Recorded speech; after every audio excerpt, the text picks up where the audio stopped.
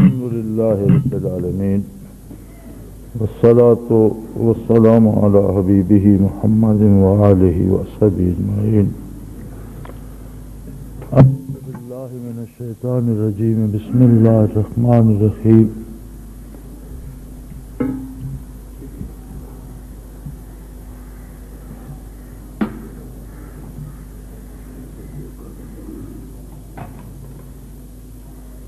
إن الدين عند الله الإسلام.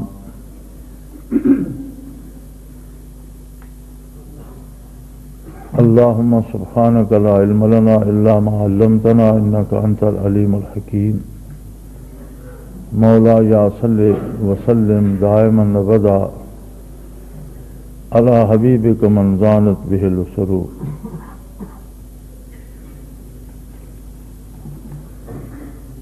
مرور زمانہ اور صدیوں کے فاصلوں نے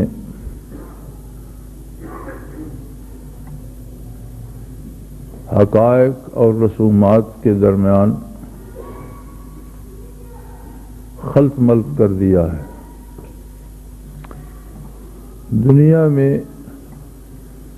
جتنے مذاہب باطلہ ہیں ان سب کو اگر آپ یکجا کریں تو ان میں قدر مشترک یہ ہے کہ یہ عبادت کرنے سے دنیا کا یہ فائدہ ہو جاتا ہے. چونکہ اسلام کے علاوہ، دین حق کے علاوہ کوئی مذہب بھی آخرت پر اعتماد نہیں کرتا.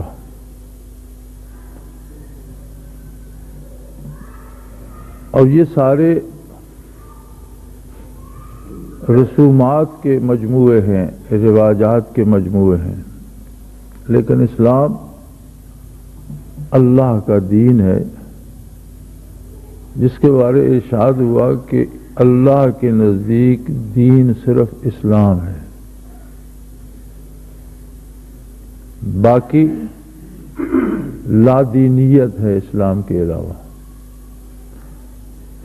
اپنے زمانے میں ہر دین اسلام ہی تھا، لیکن بعثت آقا انعامدار صلی اللہ علیہ وسلم کے بعد اسلام صرف وہ ہے جو نبی علیہ الصلوۃ والسلام سے ثابت ہے.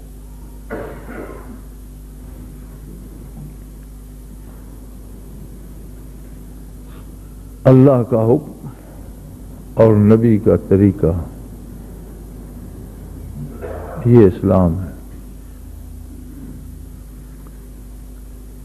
آج ہم اسلام کو بحیثیت ایک قومیت کے لیتے ہیں. قومیتوں کی حدود نہیں ہوتی. قومیتیں نسلی اعتبار سے یا خونی اعتبار سے ہوتی ہیں. کوئی جس قبیلے کا فرد ہے وہ اس کی قومیت ہے.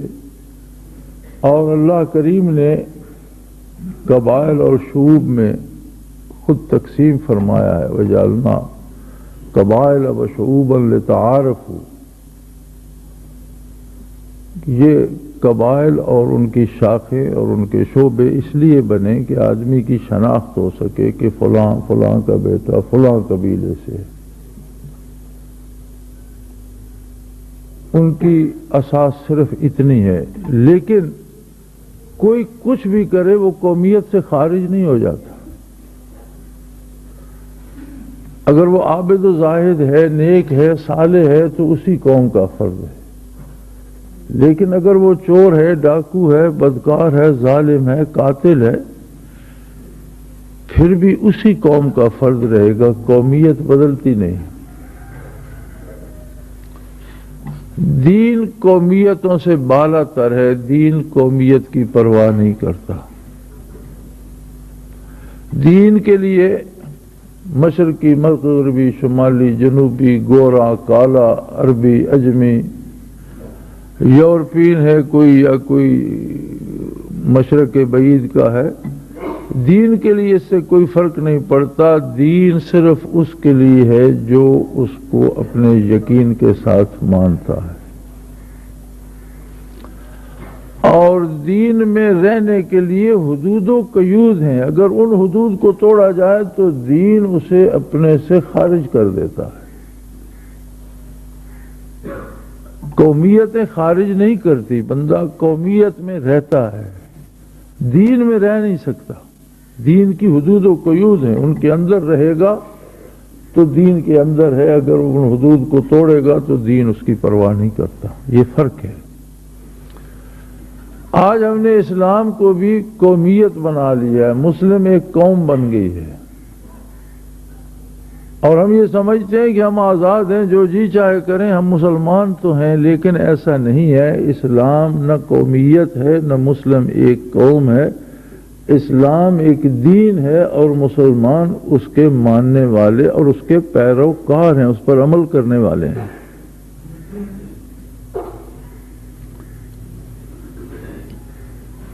عملی زندگی میں اب یہ دیکھا گیا ہے کہ جو رسومات یہاں ہمارے یہاں بر صغیر میں ہندوؤں سے آ گئیں،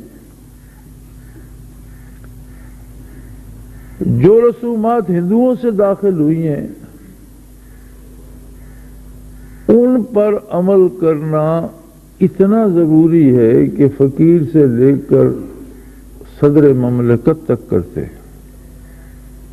مثلا یہ بسنت آ گئی، اربوں روپے خرچ ہوئے، چونکہ ضروری تھا بسنت کا تہوار۔ کسی نے پوچھا کہ کیا یہ نبی کریم صلی اللہ علیہ وسلم نے منایا تھا، صحابہ نے یہ اڑائی تھی پتنگیں، یہ کہاں سے آیا، کس نے شروع کیا؟ یہ ایک مثال ہو گئی، صرف ایک نہیں ہزاروں، بلکہ پیدائش پر ہندوانہ رسومات ہیں، شادی پر ہندوانہ رسومات ہیں، اور مر جاؤ تو موت پر، جنازے پر اور مرنے کے بعد کی رسومات ہندوانہ شامل کی گئی ہیں۔ سنتیں چھوٹ سکتی ہیں لیکن وہ رسومات نہیں چھوٹ سکتی، اور کسی سے کہا جائے کہ یہ کام سنت کے مطابق کر لو تو وہ کہتے ہیں ہماری بدنامی ہوگی، ناک کٹ جائے گی۔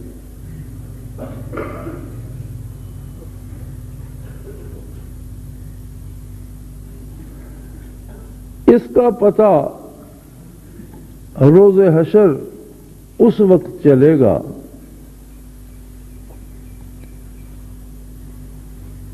کہ جب کچھ لوگ بھاگیں گے لوائے حمد کی طرف، لوائے حمد نبی کریم صلی اللہ علیہ وسلم کا جھنڈا ہوگا جو میدان حشر میں گڑا ہوا ہوگا، اور آپ اس وقت جلوہ افروز ہوں گے، آپ کے صحابہ کبار جلوہ افروز ہوں گے، شہداء و صالحین ہوں گے، اہل اللہ ہوں گے، آپ کی امتی ہوں گے۔ اب جو بھی مسلمان کہلاتا ہے قبر سے اٹھ کر تو سیدھا ادھر کوئی دوڑے گا، لیکن کچھ لوگوں کو روکنے کے لیے اللہ کریم فرشتے مقرر فرما دیں۔ مفسرین کرام نے اس کی تفسیر لکھی ہے ساری، اور احادیث مقدسہ سے لکھی ہے کہ حضور فرمائیں گے کہ جب یہ مسلمان ہیں تو انہیں میرے پاس آنے سے کیوں روکا جا رہا ہے؟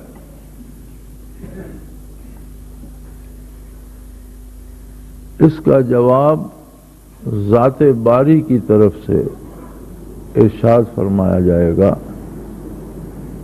ان قوم اتخذوا ھذا القرآن مہجورا۔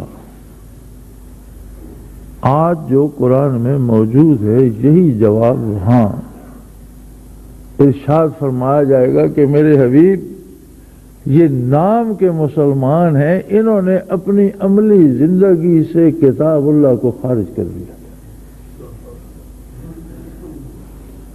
ان کے نام مسلمانوں جیسے تھے، یہ اپنے آپ کو کہلواتے مسلمان تھے، جنازے ہوئے، مسلمانوں کے قبرستان میں دفن ہوئے، لیکن ان کی زندگی خلاف اسلام تھی۔ مثلا ایک ہی بات کو لے لیجئے، جب ظہور اسلام ہوا تو پوری دنیا کا نظام غیر اسلامی تھا، کافروں کا بنایا ہوا تھا، سودی تھا،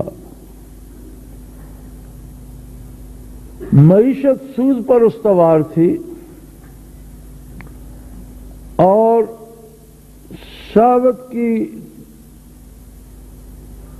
تشفی کرنے کے لیے کعبہ خانے موجود تھے. ایسی عورتیں موجود تھیں جو اجرت پر کسی مرد کو پیش کی جاتی تھی، خرید و فروخت بھی ہوتی تھی اور کعبہ خانے بنے ہوئے بھی تھے. بلکہ بعثت نبی علیہ صاحب صلاۃ والسلام کے وقت ایسے گھروں پر خاص قسم کے جھنڈے لگے ہوئے ہوتے تھے جہاں عورتیں سپلائی کی جاتی تھی.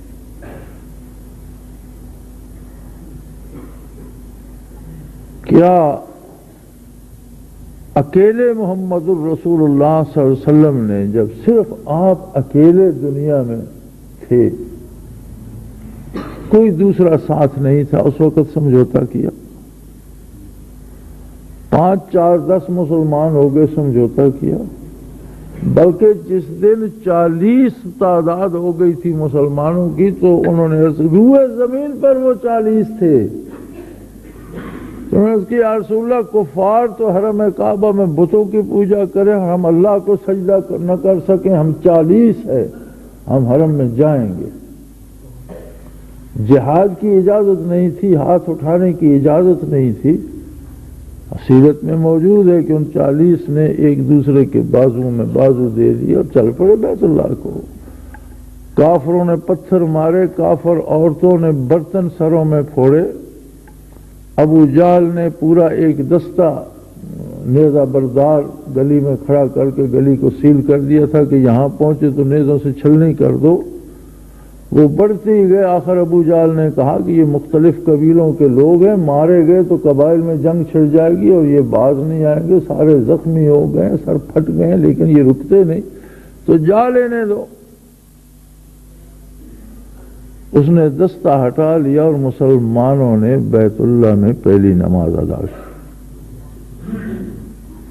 دعویٰ کیا تھا کہ ہم دنیا میں 40 ہیں، ہم کیوں چھپ کر کریں.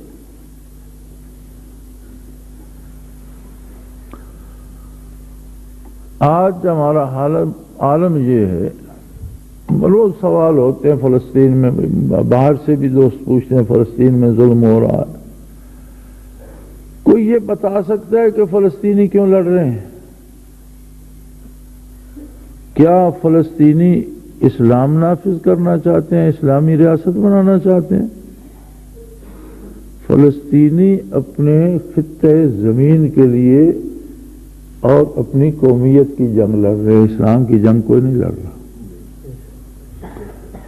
جو تہذیب قابض یہودیوں کی ہے وہی تہذیب اہل فلسطین کی ہے.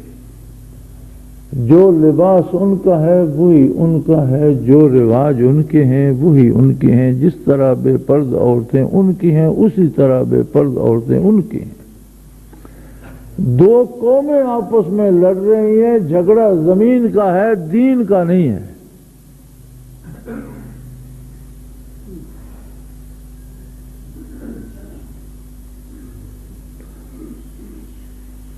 کشمیر میں نصف صدی سے جنگ جاری ہے.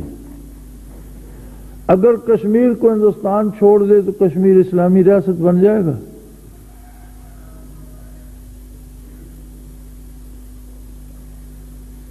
اور اگر اسی ریاست کا حصہ بننا ہے جس میں ہم بستے ہیں تو یہ تو غیر اسلامی ریاست ہے، مسلمانوں کی ریاست ہے، اسلام کی نہیں. جہاد کیسے ثابت ہوگا؟ اس ریاست میں تو لائسنس دیے جاتے ہیں بدکاری کے، اور ہر شہر میں لائسنس یافتہ کعبہ خانے بھی موجود ہیں، اور جو بغیر لائسنس کے ہیں ان کا شمار ہی کوئی نہیں. شاید کوئی ہوٹل ایسا ہو جس میں بدکاری کے لیے لڑکیاں نہیں لڑکے تک پیش نہ کیے جاتے ہیں.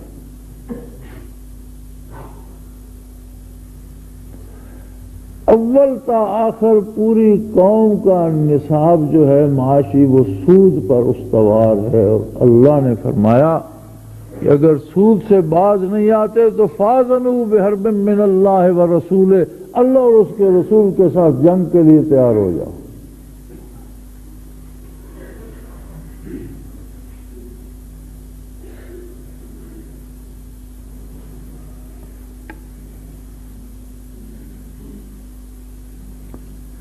اسلام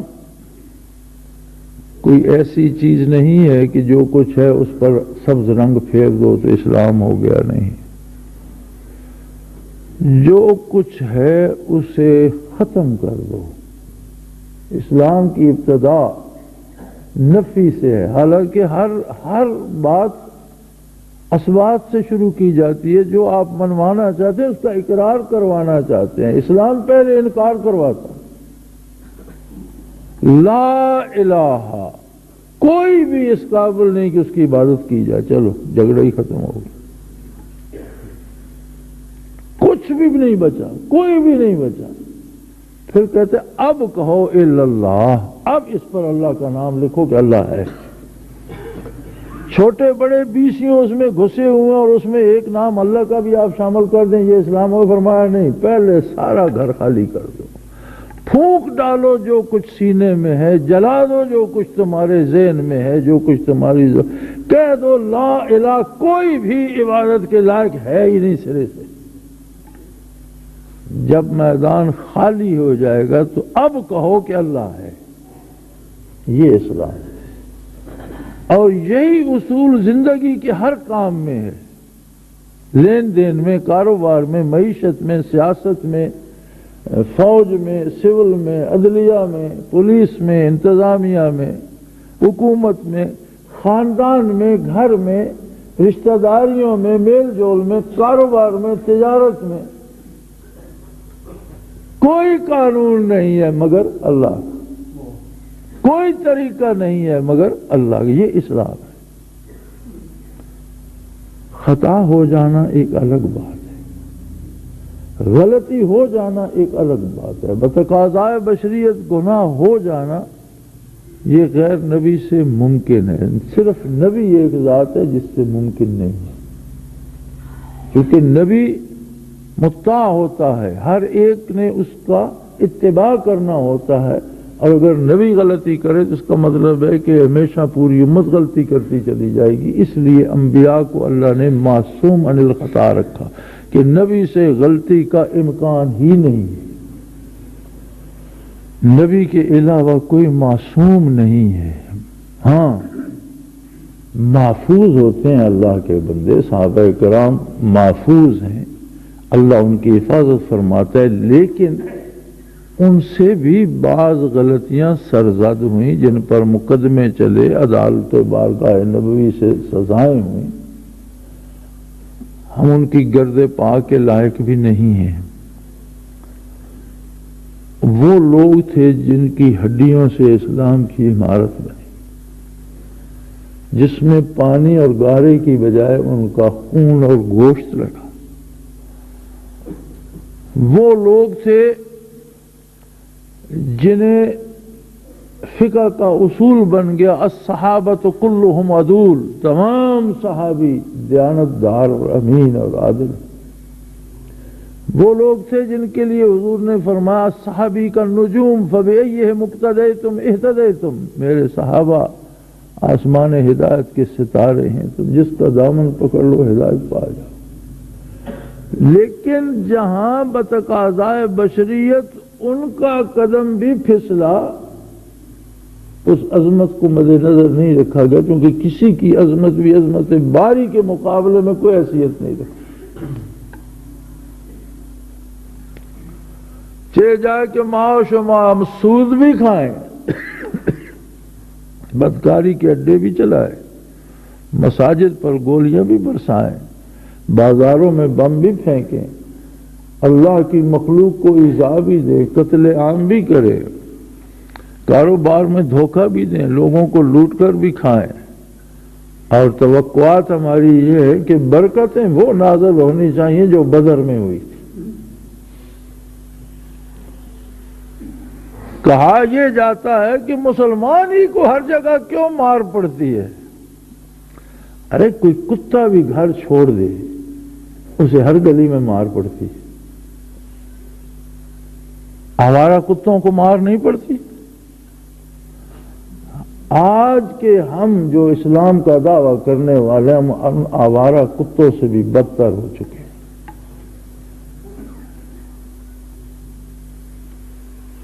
ہر گلی محلے میں اس لیے مار پڑ رہی ہے۔ لیکن مجھے حیرت اس بات پہ ہوتی ہے، سارا اسلام سکھایا محمد الرسول اللہ صلی اللہ علیہ وسلم۔ آپ صلی اللہ علیہ وسلم کے بعد صحابہ میں بھی تقسیم آ گئی تھی، بعض فقیہ تھے، بعض مفسر تھے، بعض محدث تھے، بعض قاری بہت اچھے تھے، بعض کی خدمت میں جاتے تھے کہ فقہ کا سوال ان سے پوچھا جائے، تفسیر پوچھنی ہوتی کسی دوسرے بزرگ کے پاس۔ یہ ساری خصوصیات تقسیم ہو گئی تھی، جامع صرف ذات تھی نبی کریم صلی اللہ علیہ وسلم کی۔ آپ کے بعد کوئی ایسا نہیں ہوا جو اس طرح ہر صفت کا جامع ہو جیسے محمد رسول اللہ، تقسیم ہو گئی۔ سو اسی طرح اسلام کے شعبے اب بھی مختلف طرح سے تقسیم ہو چکے ہیں، کوئی تبلیغ کرتا ہے، کوئی پڑھاتا ہے، کوئی ابتدائی کتابیں پڑھاتا ہے، کوئی انتہا تک پڑھاتا ہے، کوئی عمل سکھاتا ہے، کوئی ترجمہ پڑھا رہا ہے، مختلف شعبے بن گئے۔ ان سب میں قیمتی اور نازک شعبہ ہے تصوف کا، جنہوں نے دلوں کی اصلاح کا ٹھیکہ لیا۔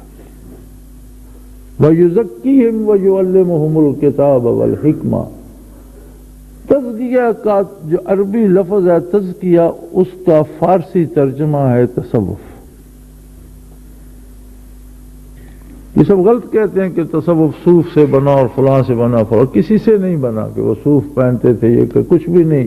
پہلے صوفی تو بلکہ تصوف کا اصول یہ ہے کہ جس طرح سے تم رہتے ہو تمہاری رہائش اور لباس میں ایسی تبدیلی نہ ہے کہ تم لوگوں سے الگ نظر آؤ۔ عام زندگی جس طرح رہتے ہو اسی طرح رہو، سو تبدیلی آئے تو دل میں آئے، لباس بدلنا تصوف کا کام نہیں ہے۔ اس لیے بزرگوں نے لباس نہیں بدلے، دل بدلے ہیں۔ تصوف فارسی کا لفظ ہے اور صفا سے ہے، اور تزکیہ جو قرآن کا لفظ ہے اس کا ترجمہ ہے تصوف۔ وہ بھی ذکاوت سے، ازقا سے ہے، تزکیہ بھی پاکیزگی سے ہے، اور تصوف بھی صفا سے ہے، صفائے باطن، صفائے قلب ہے۔ یہ بہت نازک تھا اور بہت ضروری ہے۔ نبی علیہ السلام کا شعبہ بھی یہ تھا کہ جو بھی ایمان لائے وَيُزَكِّيهِمْ وَيُعَلِّمُهُمُ الْكِتَابَ، یتلو علیہم آیاتہ، اللہ کا پیغام پہنچاتے ہیں۔ جو قبول کرے وَيُزَكِّيهِمْ، پہلے اس کے قلب کا تزکیہ، جو میں نے عرض کیا تھا نا، لا الہ،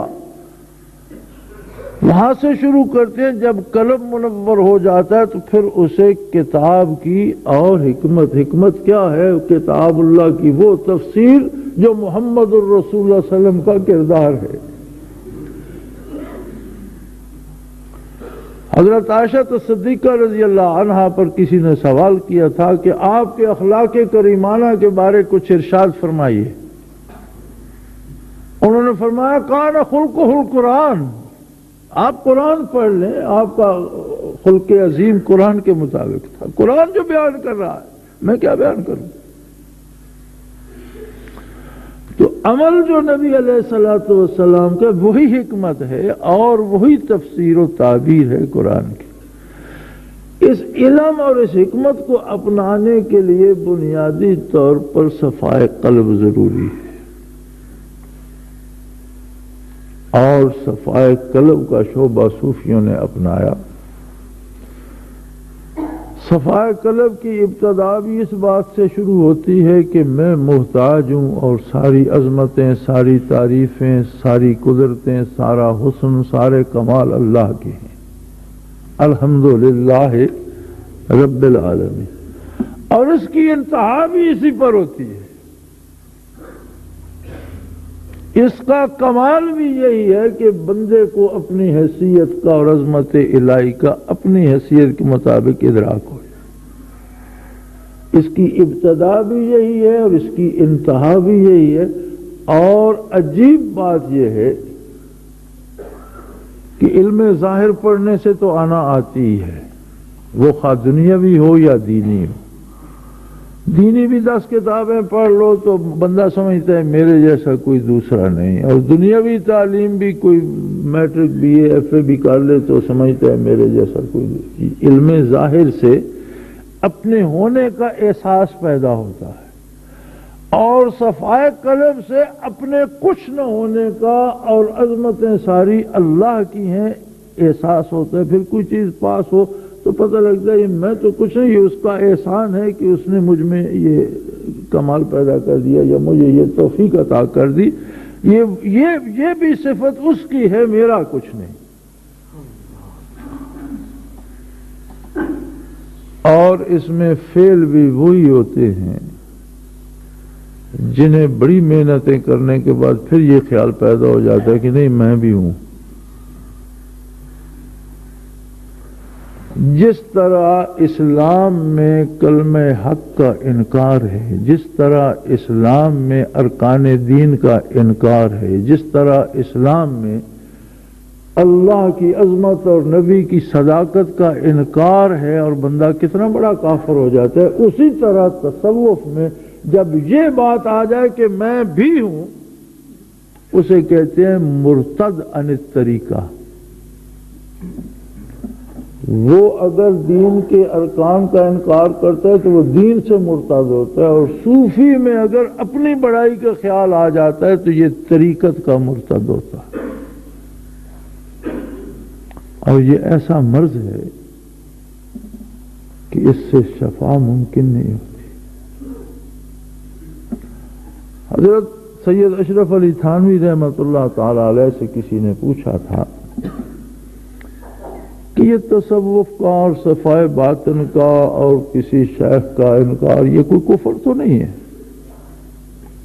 اور کوئی قرآن نے اس کو ماننے کا حکم تو نہیں دیا؟ آپ نے فرمایا کفر تو نہیں ہے، لیکن ایسے لوگ مرتے عموماً کفر ہی پر ہیں۔ مرتد عن الطریقہ جو ہوتا ہے وہ رفتہ رفتہ کفر تک پہنچ کر مرتا ہے، کیونکہ یہ کیفیات ہیں اور ایمان بھی ایک کیف ہے۔ کیفیات جب جلتی ہیں تو اس میں وہ کیفیت بھی جل جاتی ہے، اور ہم نے دیکھا ہے بڑے بڑے نامور لوگوں کو جو ہمارے ساتھ بھی تھے، ہم سے بہت آگے بھی تھے، بہت اونچے منازل پر بھی تھے، ان کی زندگیاں بھی دیکھیں اور پھر ان کی موت بھی دیکھی۔ اللہ پناہ دے، جو اس بلندی سے گرتا ہے اس کا کچھ نہیں بچتا، چور چور ہو جاتا۔ جو جتنی بلندی پہ ہوگا اتنی چوٹیں آئیں گی۔ یہ اتنا کچھ میں نے اس لیے عرض کیا کہ میرا اور آپ کا رشتہ صفائے قلب کا ہے، باقی سارے کام ضمنی ہیں۔ ہم انسان ہیں، ہم مکلف ہیں دنیا میں جینے کے، ہم مکلف ہیں روزگار کرنے کے، ہم مکلف ہیں حکومتی امور میں اپنی رائے دینے کے، ہم مکلف ہیں تعلقات رشتے ناطے ساری زندگی کے امور ہم نے انجام دینے ہیں۔ ان میں جو کچھ کہا جاتا ہے وہ محض اس لیے ہوتا ہے کہ ہم اجتماعی طور پر شعوری طور پر کچھ فیصلے ایسے کریں جو ہمارے حق میں بہتر ہوں، ملک کے حق میں بہتر ہوں، قوم کے حق میں بہتر ہوں۔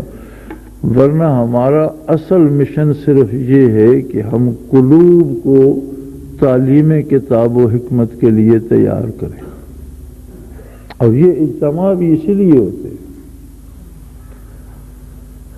مجھے اب تجربہ اس کے خلاف ہوتا جا رہا ہے، میں اس لیے عرض کر رہا ہوں۔ کوئی آ جاتا ہے جی میرا یہ بھائی اس کو مرگی کے دورے پڑتے ہیں، میں اس کے لیے لایا ہوں اسے ساتھ۔ کوئی بیویاں آ جاتی ہیں، یہ بچی بیمار رہتی ہے، میں نے کہا جی یہ نہ تو درگاہ ہے، نہ یہاں کوئی مزار ہے، اور نہ بیماروں کی شفا کا کوئی اہتمام ہے، اور نہ اس کے لیے اجتماع کا اہتمام کیا گیا۔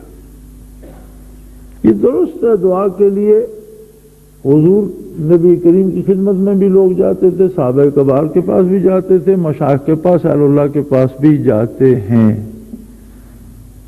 لیکن اپنے وقت پر جائیے۔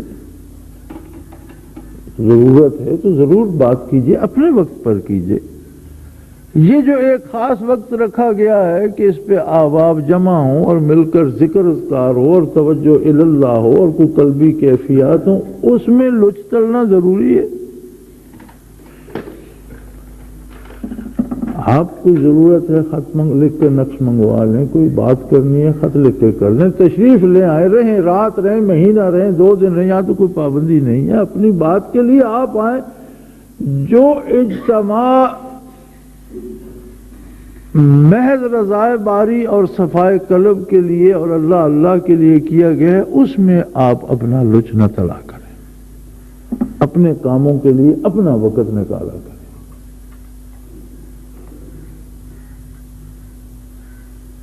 اگر ہم ملکی نظام معیشت میں تبدیلی نہیں لا سکے، اگرچہ ہم نے اپنی پوری کوشش کی اور الحمدللہ اس حد تک کی کہ حکومت نے اعلان بھی کر دیا کہ ہم نافذ کریں گے، لیکن آپ جانتے ہیں کہ ہماری یہاں کی حکومتیں نام کی حکومتیں ہیں اور اصل حکمران یہودی ہے۔ اس نے انکار کر دیا تو یہ بیچارے بھی خاموش ہو کر بیٹھ گئے۔ ہر ایک کو اللہ اپنا اجر دے گا، اگر ہم نے خلوص سے کوشش کی ہے تو قبول فرمائے، اگر انہوں نے مجبوراً انکار کیا ہے تو انہیں معاف کرے اور پھر توفیق دے دے۔ یہودی اپنی بربادی کے قریب پہنچ چکے ہیں اور یہودیوں کی بربادی کی ابتدا افغانستان سے ہوگی، جہاں جنگ اسلام کے لیے ہوئی ہے، جہاں کسی زمینی قومی طبقاتی تقسیم کے لیے نہیں ہوئی۔ واحد ٹکڑا ہے افغانستان جہاں لوگ اس لیے لڑے ہیں کہ ہمیں کفر منظور نہیں اور ہم اسلامی حکومت بنائیں گے۔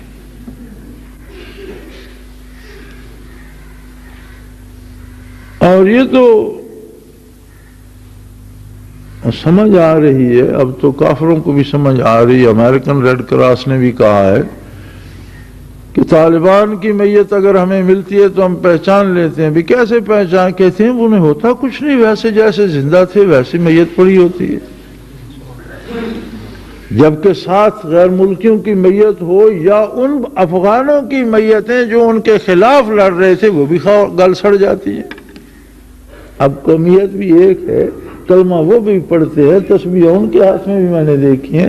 میدان جنگ میں جو طالبان کے خلاف افغان لڑ رہے تھے وہ میدان جنگ میں باجماعت نماز ادا کرتے ٹیلی ویژن پر میں نے دیکھے، لیکن موت فیصلہ کر دیتی ہے، ان کی ہڈیاں گل سڑ جاتی ہیں اور ان کے میت زندہ انسان کی طرح ہوتے ہیں، چونکہ وہ شہید ہیں اور وہ زندہ ہیں، وہ اسلام کے لیے لڑ رہے ہیں۔ یہی وائٹل پوائنٹ ہے، یہی مرکز ہے، یہیں سے رد عمل شروع ہو چکا ہے۔ اب تو اقوام مغرب سر جوڑ کر اس لیے بیٹھی ہیں کہ یہ جو ہم کر چکے ہیں اس سے جان کیسے چھڑائی جائے۔ بعض مفسرین نے ایک عجیب واقعہ لکھا ہے کہ جب بنو اسرائیل موسیٰ علیہ السلام نے عصا مارا، سمندر پھٹ گیا اور بنو اسرائیل اس میں داخل ہو گئے، تو فرعون چونکہ لشکر کو بڑھایا آ رہا تھا اور خود گھوڑے پہ سوار آگے تھا، تو سمندر پہ پہنچ کر اس نے گھوڑے کی باگ کھینچ لی۔ اتنا تو وہ سمجھ رہا تھا کہ یہ سمندر جس نے موسیٰ کی قوم کو راستہ دے دیا یہ شاید مجھے راستہ نہیں دے گا، یہ راستہ میرے لیے نہیں ہے۔ اس نے گھوڑے کی باگ کھینچ لی اور چاہا کہ میں لشکر کو روک لوں، کہ اللہ کریم نے جبریل امین کو بھیجا، وہ ایک گھوڑی پر سوار ہو کر اس کے گھوڑے کے قریب سے گھوڑی دوڑاتے ہوئے گزرے اور گھوڑا منہ زور ہو کر اس سے باگیں چھین کر اس کے پیچھے بھاگا۔ وہ سمندر میں داخل ہو گئے، فرعون بھی داخل ہو گیا، اس کا لشکر بھی داخل ہو گیا۔ جب یہ داخل ہو چکے تو بنی اسرائیل پار پہنچ چکے تھے، پانی آپس میں مل گئے۔ اب یہ فرعون جو تھا، اس کے گھوڑے کو بھی قدرت کہیں کھینچ کر یہاں لے آئی ہے، اس سمندر سے اب یہ نہیں نکلے گا۔ یہ اللہ کے اپنے اہتمام ہے، اپنے انتظام ہے، اس میں وقت میں وہ خود مقرر کرتا ہے، وہ کل ہوگا، 2 سال بعد ہوگا، 10 سال بعد ہوگا، یہ تو اس کو پتا ہے، لیکن یہ نظر آ رہا ہے کہ اس کا انجام یہی ہوگا۔ یہ سارے مداری کے تماشے ہیں، الیکشن ہو رہا ہے، ریفرنڈم ہو رہا ہے، فلاں کہتا ہے میرا رہنا ضروری ہے، فلاں کا جانا ضروری ہے۔ دنیا کی کسی جگہ پر کسی چیز کا رہنا کبھی ضروری نہیں ہوا، اللہ مجبور نہیں ہے کہ کہیں کسی کو ضرور رکھے، اس کا اپنا کرم ہے، چاہے رکھے چاہے چلا دے۔ آدم علیہ نبینا علیہ الصلوۃ والسلام سے لے کر آج تک کم و بیش 1.25 لاکھ کے قریب تو انبیاء اور رسول گزر چکے، کسی کا باقی رہنا ضروری نہیں ٹھہرا۔ وہ بڑے بڑے سلطان اور بڑے بڑے حکمران جنہوں نے بڑے صغیر کو قدموں سے روندا اور گھوڑوں کے سموں سے روندا اور اسے ایک خوشحال سلطنت بنا دیا، ان کے تو مقابر کا رہنا بھی ضروری نہیں رہا، اور بچے کھیل رہے ہوتے ہیں شہنشاہوں کی قبروں پر۔ میرا اور آپ کا رہنا کہاں ضروری ہو گیا؟ کوئی بھی ضروری نہیں ہے، سب کو جانا ہے اور اپنی اپنی باری پہ سب چلتے رہیں گے۔ ایک بات دھیان میں رہے کہ پوری توجہ سے ذکر کرو، انہی لوگوں کو توفیق ہوگی جن کے قلب ریا سے، بغض سے اور بری سوچوں سے پاک ہوں گے۔ ان الارض للہ یرثھا عبادہ الصالحین، زمین اللہ کی ہے اور اس کے وارث اللہ کے بندے ہیں، لیکن اللہ کے نیک بندے۔ یہ وقتی طور پر انسان کو بخار نہیں ہو جاتا تو کیا بخار غالب ہوتا ہے زندگی پر؟ ایک بندے کی 80 سال زندگی اور اس میں 80 دن بخار ہو گئے تو کیا فرق پڑتا؟ یہی جیسے صحت مند آدمی کو بخار ہو جاتا ہے، اسی طرح کیوں بخار ہوتا ہے؟ بدتمیزی سے، بد پرہیزی سے کوئی جراثیم پیدا ہو گئے۔ اسی طرح ہم بحیثیت مسلمان بیمار ہیں، ہم بد پرہیزی کرتے ہیں، ہم کافروں کی رسومات اپنا لیتے ہیں، کافروں کا کردار اپنا لیتے ہیں، جس کے نتیجے میں یہ بخار ہے جو ہم پہ چڑھا ہوا ہے کہ روئے زمین پر ہم کلمہ گو قتل ہو رہے ہیں۔ ہم بد پرہیزی چھوڑ دیں، واپس آ جائیں تو بخار کیوں چڑھے؟ صحت مند رہتا ہے آدمی ساری زندگی، بیماری چند روزہ ہوتی ہے، لیکن اگر وہ بد پرہیزی جس وجہ سے بخار ہوا ہے، جس چیز کو کھانے سے وہی کھاتے چلے جاؤ تو بخار بڑھتا ہی رہے گا۔ اس کے باوجود زمین اللہ کے بندوں سے خالی نہیں ہوتی، ایسے دل بھی ہیں جن میں سوائے اللہ کی محبت کے اور کچھ نہیں، جنہیں حکومت و سلطنت نہیں، تاج و سروری نہیں، نام و نمود نہیں، اللہ کی عظمت چاہیے، اور اللہ کی عظمت کے لیے جو اپنی جانیں لڑانا چاہتے ہیں اور لڑا رہے ہیں، شہید ہو رہے ہیں۔ یہ جنگ بڑھے گی، پھیلے گی، اسی کی لپیٹ میں کشمیر بھی آئے گا، اسی کی لپیٹ میں ہم بھی آئیں گے، یہاں سے بھی طوفان گزرے گا، اسی کی لپیٹ میں پورا بر صغیر آئے گا، اور یہ برما سے دریائے آمو تک انشاءاللہ اسلامی ریاست بنے گی۔ ہر کام اپنے وقت پہ ہوتا رہے گا۔ آپ کو جو میں وقت لے رہا ہوں اس لیے لے رہا ہوں کہ یار کم از کم اس کے لیے تو اپنے آپ کو فٹ کر لو۔ لڑائی تو کبھی ہوتی ہے، فوجی ساری عمر پریڈ کرتے ہیں، کتنے ایسے ہیں جو پریڈیں کر کر کے آگے اور ان کی پوری سروس میں لڑائی ہوئی نہیں، لیکن وہ جنگ کے لیے تیار تو رہتے ہیں، اسی کی انہیں پینشن ملتی ہے۔ یہ کب ہوگا خدا جانے، ہم نہیں ہوں گے، لیکن اس کے لیے تیار تو ہو جاؤ، پینشن تو مل جائے گی، ان میں شامل تو ہو جاؤ گے۔ اس کی تیاری کرو، اور اس کی تیاری یہ نہیں ہے کہ آپ بندوقیں اکٹھی کر، اس کی تیاری یہ بھی نہیں ہے کہ سرمایہ، اس کی تیاری یہ ہے کہ دلوں کو صاف کر لو۔ جس طرح فوجی ظاہری صحت دیکھ کر بھرتی کرتے ہیں نا، اس میں قلوب کو دیکھ کر توفیق دی جائے گی۔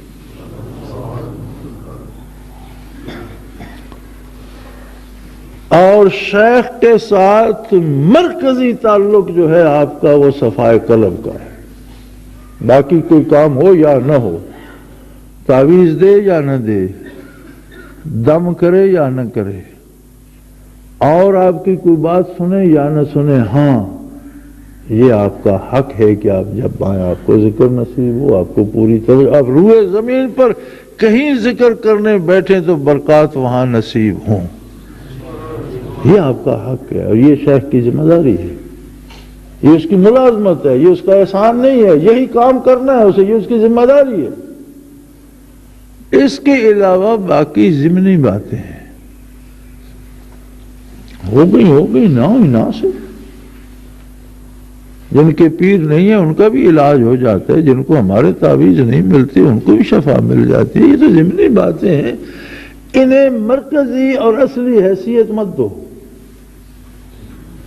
مرکزی اور اصلی حیثیت ہے صفائے قلب کی، اور ایک دوسرے پر اپنی برتری منوانا چھوڑ دو۔ کوئی بھی بڑا نہیں ہے، سب چھوٹے ہیں، سب کے سب محتاج ہے، سب کے سب فقیر۔ ان اللہ غنی وانتم الفقراء، صرف اللہ غنی ہے، لوگوں تم سارے فقیر ہو، سارے محتاج۔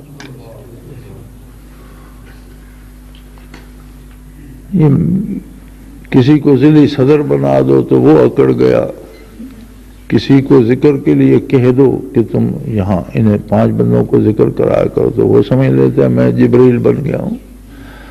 یار یہ سارا کچھ اگر یہی کرنا ہے تو پھر اللہ کے تکلف کی کیا ضرورت ہے؟ اور اگر محنت کرتے ہو تو ان چیزوں پہ دھیان دو، اور اللہ کی فوج کا سپاہی بننے کی کوشش کرو، دلوں کو صاف کرو، دلوں میں بغض مت رکھو، کسی کے خلاف غلط سوچ مت رکھو۔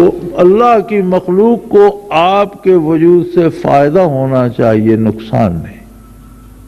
وہ مومن ہے یا کافر، مومن ہے تو اس کا حق بنتا ہے، کافر ہے تو اس کا بھی حق بنتا ہے کہ اس کی جان مال آبرو کو تحفظ ملے، یہ حق ہے اس کی۔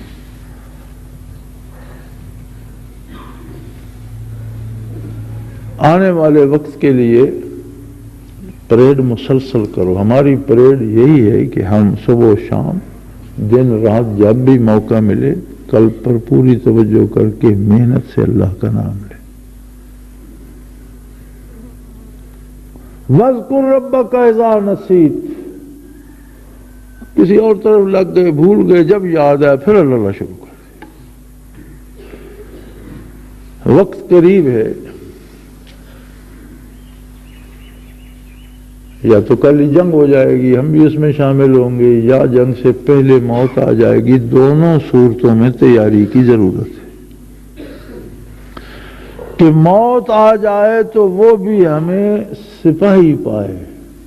مرنے کے بعد بھی پینشن مل جاتی ہے، لیکن اگر بندہ فوج میں ہو تو، اور جنگ آئے تو ہمیں تیار پائے۔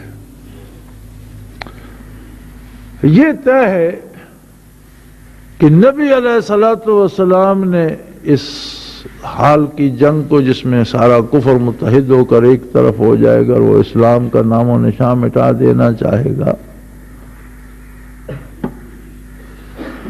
کفر کے ارادے کیا ہیں؟ یہودیوں نے ایک ڈرنک بنایا، اس کا نام رکھا کوکا کولا۔ اس کے لکھنے میں کمال یہ ہے کہ اس بوتل کو شیشے کے سامنے رکھ کر شیشے سے پڑھے تو لکھا ہوا ہے لا محمد لا مکہ، یعنی محمد کا نام مٹا دو، مکے کا نشان مٹا دو۔ یہ جو پیپسی آپ روز پیتے ہیں، یہ ایک جملہ ہے، pay each penny save Israel، اس کا ایک ایک لفظ لے کر وہ پیپسی بنائی گئی، اور ان سب کے مفادات سیدھے یہودیوں کو جاتے ہیں۔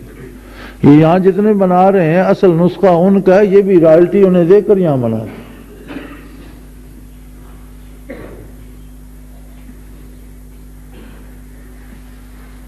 کچھ قادیانیوں نے مشروب بنا لیے، یہ بھی یہود کی ایک برانچ۔ جب یہ نہیں تھے تب بھی لوگ زندہ تو رہتے تھے۔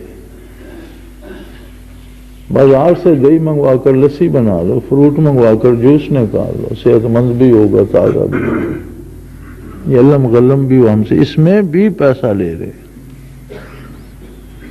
اور ان کے ارادے دیکھو، نیتیں دیکھو۔ آپ نے شاید غور کیا، یعنی میں نے خود سنا تھا صدر امریکہ کی زبان سے جو اس کی تقریر آ رہی تھی، اس میں کہ پٹھانوں کا قصور کیا ہے، تو اس نے کہا they were going to finish our culture around the globe، یہ روئے زمین سے ہماری تہذیب کا خاتمہ کرنا چاہتے تھے، ایک نئی تہذیب، ایک نیا زندگی کا اسلوب، ایک نیا لائف سٹائل آگاہ کر رہے تھے، لوگوں کو بتا رہے تھے کہ اس طرح جینا مرنا، جو ہماری ان کی تہذیب کیا ہے،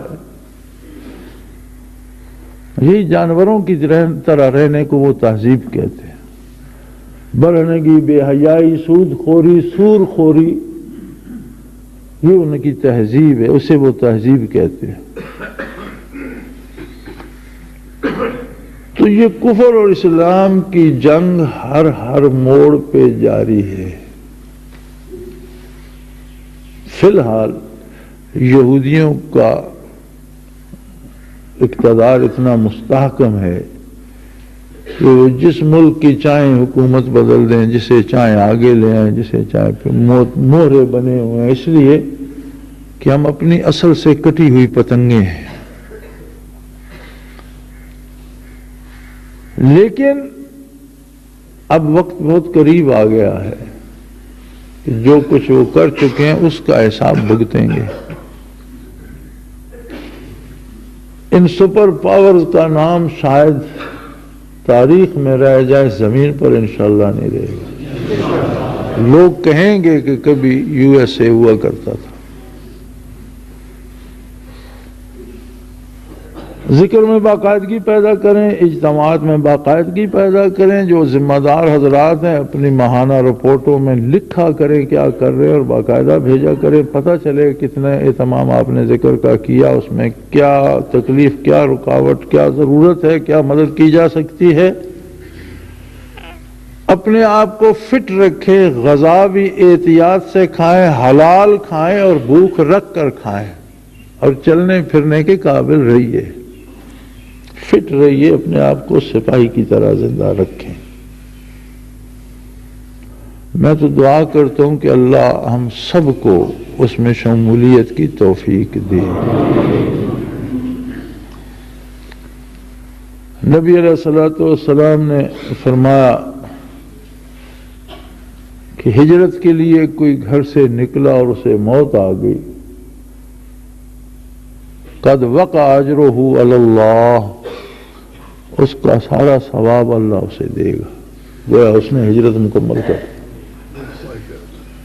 جو صمیم قلب سے لیے کے ساتھ غلبہ اسلام کے لیے اپنے آپ کو تیار رکھے گا، اس نے سارا اجر پا لیا، شہید ہونے کا بھی اور جنگ کرنے کا بھی، اگر جنگ میں شامل نہ بھی ہوا۔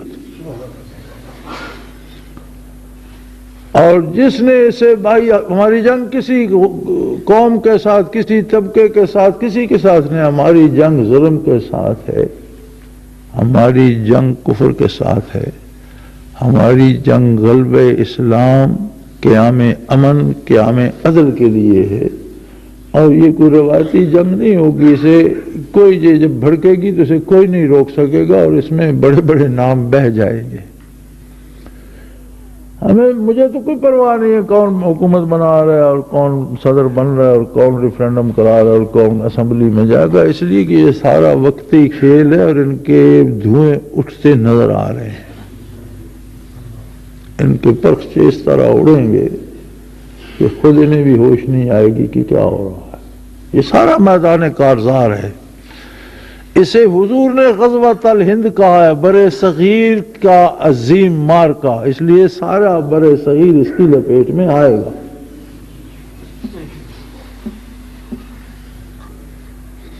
تو میرے بھائی اپنے اجتماعات میں باقاعدگی پیدا کرو، اپنے جہاں جہاں ہو وہاں ذکر کا اہتمام کرو اور تیاری کرو یار۔ فوجی کا کام ہے فٹ رہنا،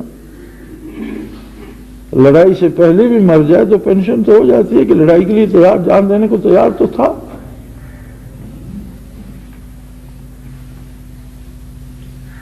اور یہ چھوٹی چھوٹی باتیں، چھوٹے چھوٹے روزمرہ کے کام، ان سے دلوں میں خلش پیدا نہ کیا کرو۔ دل بڑی قیمتی چیز ہوتی ہے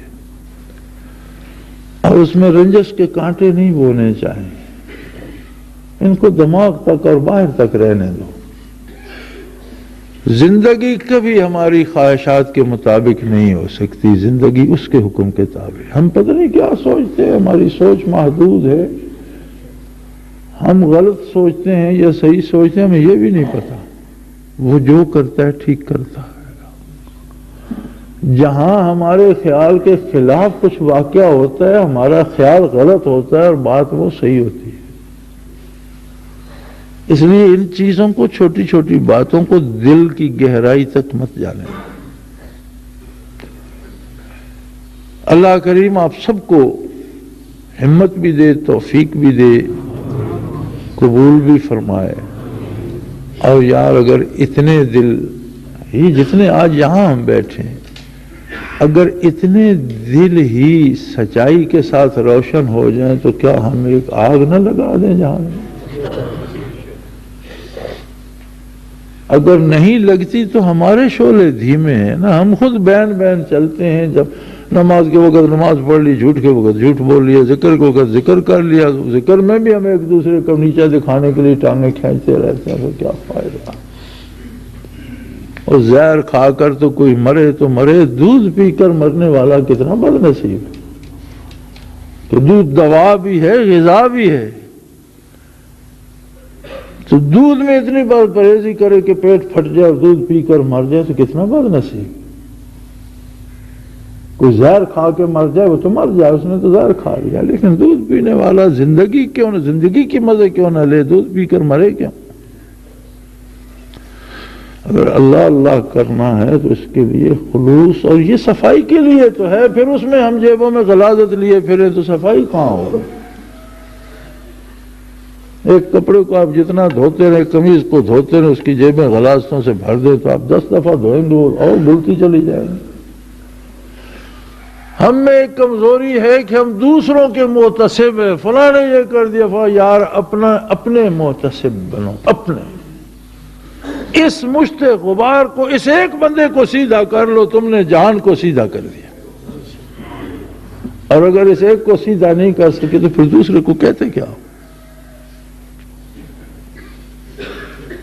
صرف آج کے اجتماع میں جتنے حضرات و خواتین ہم جمع ہیں، اللہ ہمیں توفیق دے، ہم سدھر جائیں، ہم سود کھانا، کوئی حکومت زبردستی تو نہیں کھلاتی، آپ لینا چھوڑ دیں یار، کیوں لیتے ہیں سود؟ جب حکومت کا نظام ہی بدل جائے گا تو پھر سود نہ لینا کمال کیا ہوگا؟ پھر تو ملے گا ہی نہیں۔ اب لینا چھوڑ دو، درگزر سے کام لو، دوسروں کے لیے سہولتیں پیدا کرو، کسی کو آپ کی آسائش ہونی چاہیے۔ یہ وہ چیزیں ہیں جو اللہ کو پسند ہے اور وہ اپنا نام لینے کی توفیق ارزاں کرتا ہے۔ اس سے زیادہ آپ لوگ کیا چاہتے ہو کہ 1400 سال بعد آپ کے قلوب کا تعلق بارگاہ رسالت سے جوڑ دیا جائے؟ یار لوگ تو اس کو ماننے کو تیار نہیں کہ ایسا ممکن ہی نہیں ہے۔ لوگوں کی تو سمجھ سے بات بات ہے کہ وہ کیسے سکتا؟ تم دنیا کی سیٹلائٹ پہ روئے زمین کی چیزیں دیکھ سکتے ہو، تو اگر کسی کا دل ہی سیٹلائٹ بن جائے تو اس سے کیا چھپ سکتا ہے؟ اگر تم چھت پر ایک ٹین کی چادر لگا دو تو تم سارے جہان کے تماشے دیکھ سکتے ہو۔ اگر تم ایک کمپیوٹر ایجاد کر چکے تم امیجنیشنز کو اور سوچوں کو بھی تصویروں کی شکل دے سکتے ہو اور اس میں بنا سکتے ہو کہ فلاں وقت ایسا ہوا ہوگا، چلو اس کا نقشہ بنا رہا۔ اگر یہ ظاہری مشینیں اتنا کام کر سکتی ہیں تو دل ہے۔ جب یہ روشن ہوتا ہے 14 طبق دلے دے اندر تمبو وانگن تانے ہو، لا یسانی ارضی ولا سمائی ولیکن یسانی قلب و عبد المومن۔ تجلیات میری عظمتوں، میرے جمال کو زمین و آسمان سمو نہیں سکتے، لیکن بندے مومن کے سینے میں جو چھوٹا سا دھڑکتا ہوا دل ہے، اس میں اتنی وسعتیں ہیں کہ وہ سمو لے۔ لیکن دل کو دل سمجھا جائے تب۔ اور اسلام کا اصولی طور پر ہمارے پاس صرف یہی شعبہ ہے۔ باقی جو کام ہم کرتے ہیں ان کی حیثیت ثانوی ہے، چونکہ اس کے ساتھ ریلیٹڈ ہیں، جڑے ہوئے ہیں۔ اب جو استاد کتاب پڑھاتا ہے وہ اخلاق بھی سکھاتا ہے، وہ کہتا ہے غلطی بھی نہ کرو، وہ سزا بھی دیتا ہے غیر حاضری پر، وہ بری محفل میں بیٹھنے سے بھی روکتا ہے۔ اس سارے سے اس کا کیا مطلب؟ اسے تو کتاب پڑھانی ہے؟ نہیں، صرف کتاب ہی نہیں پڑھانی، جسے کتاب پڑھانی ہے اسے کتاب پڑھنے کے قابل بھی رکھنا ہے۔ تو اصولی طور پر ہمارا شعبہ یہ ہے، باقی جتنے کام کرتے ہیں وہ محض اس لیے کہ وہ اس کے ساتھ ضروری ہوتے، اور جو اس کے ساتھ ضروری نہیں ہوتا اس کی ہمیں غرض نہیں ہوتی۔ اللہ سب کو توفیق ارزاں کرے، قبول فرمائے، اور غزوۃ الہند میں شرکت کی توفیق دے۔ اس سے پہلے اگر موت آ جائے تو ہمارا نام ان سپاہیوں میں شامل رکھے۔ آخر دعوانا الحمدللہ رب العالمین۔